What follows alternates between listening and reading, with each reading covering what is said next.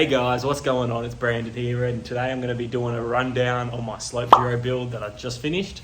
So yeah, as you saw from the intro, you can see some of the parts and that on it, but I'm going to be running through it all. I have taken it for a ride. I took it for a little spin yesterday.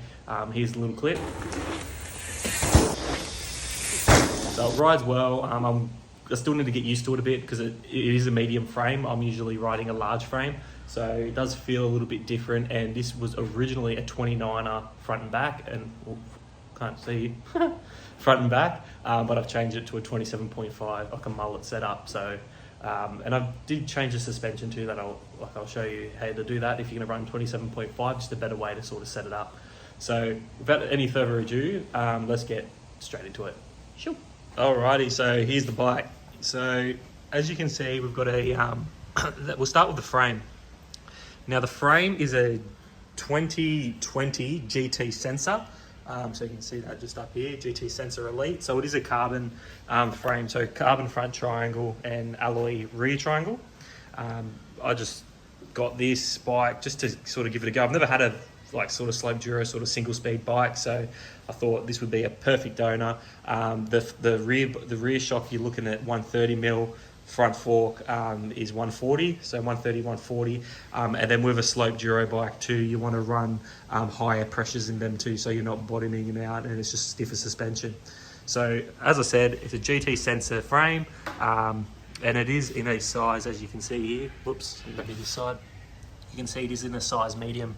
Reason I went for a size medium is I just wanted something that is a little bit flickier, a little bit more lightweight, a little bit smaller. Now it does take a little bit, if you're used to riding a large frame and you do go to a medium frame, you will notice a difference 100%, but you just got to get used to it.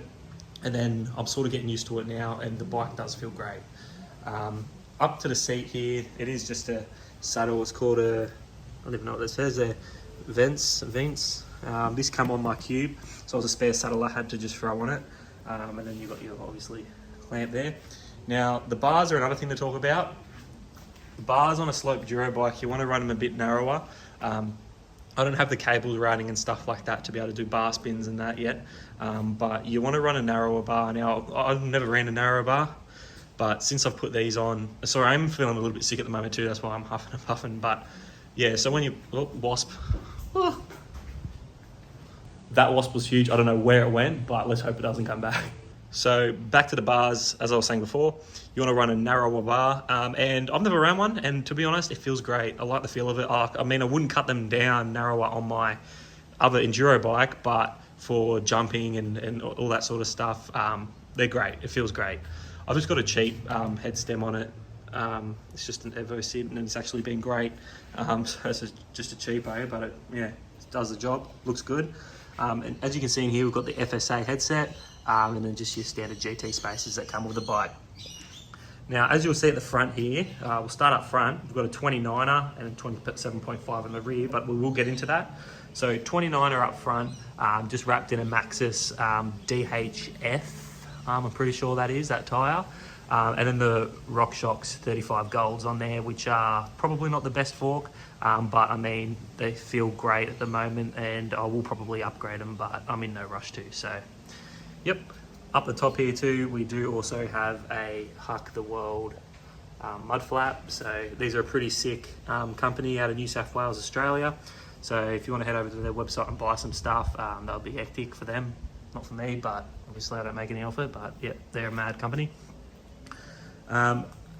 Also here you've got your rear shock. So it is a Deluxe Select Plus, RockShox Deluxe Select Plus. This does have lockout, not that I'm going to lock it out at all, but it does have it if you want to use it. And then up the top here, I've got a little valve cap on there, just a little rocket, because I am a rocket. No, I'm only joking. But yeah, at the back here, this is where I wanted to get into the rear wheel setup, because I actually built this wheel. So just to interrupt here quickly, with the rear wheel setup, as I said, I built that rim and it's actually working great. So if you guys want to see a video on me building a rim and showing you guys how I did it and how you can do it at home, it's not too hard. Just like and comment, throw a comment just saying rear wheel build, let's go, and I'll do a full build. I've got a cube that I want to do a full wheel set on, so I want to do front and rear and some nice hubs, maybe industry 9 hydro hubs or something like that would be pretty sick in it. So yeah, anyway, let's get back to it. It's an arc 30mm offset, so that means the spokes are actually offset to make way for the cassette that doesn't exist. But as you can see, we're single speed on this, and we've got the Kuzia hub in there, which is just a cheap hub which I'm testing out, and it's actually feeling great. So what we'll do is we'll flip the bike around the other way, and I'll just show you the rest of the stuff on that side. All right, I've got the bike flipped around, so I just wanted to show you guys down here to the single speed setup. So these are just great. I've actually loved, like since I've taken this bike out, I love the single speed because it doesn't matter, you just push your bike up to the top of the run, you hop on it and ride. There's no worrying about clicking through gears, trying to find the right gear before you go down. With this here, you're always in the right gear, which is friggin' awesome for like a slope style sort of bike. And then you've got like the single speed chain tensioner on there.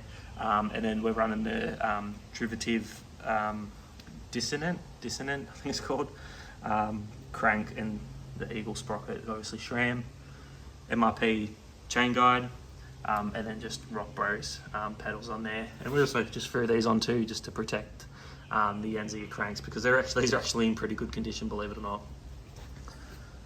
Also, for stopping up here, we've got some TRP spec trail-less brakes. I don't know, I don't think they're the best brakes, but they feel great. They do stop me, but I think that could be an upgrade in the future.